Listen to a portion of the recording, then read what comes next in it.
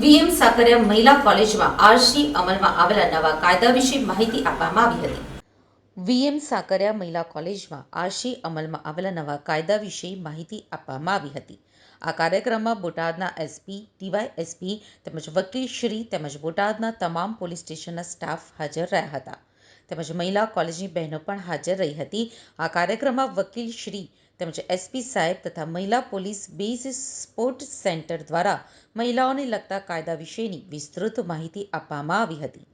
તેમજ બોટાદના એસપી શ્રી દ્વારા હાલના જે કાયદાઓ છે તેમાં ફેરફાર કરીને નવા કાયદા અમલમાં આવેલા છે તેના વિશે વિસ્તૃત માહિતી આપવામાં આવી હતી.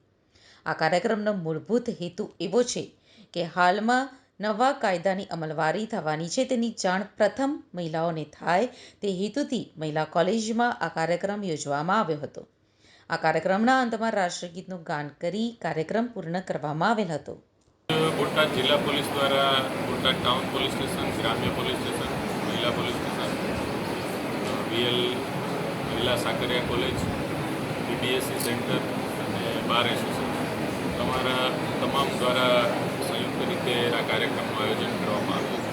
જેમાં મહિલા કોલેજની વિદ્યાર્થિનીઓને આજે નવા કાયદાઓનું અમલવારી શરૂ થાય છે 1 જુલાઈ, એ બાબતે અવગત કરવામાં આવ્યા હતા. કાયદામાં જે નવી જોગવાઈઓ છે, કાયદાનું નામકરણ ચેન્જ થયું, પછી ન્યાય માટેની જે પ્રોસિજર છે એમાં લિમિટ બાંધવામાં આવી છે, અમુક સજાઓમાં જે ફેરફારો થયા છે એ તમામ બાબતોથી વાકેફ કરી અને વધુમાં વધુ લોકો સુધી આ બાબત પહોંચે એ માટેનો એક પ્રયત્ન હતો.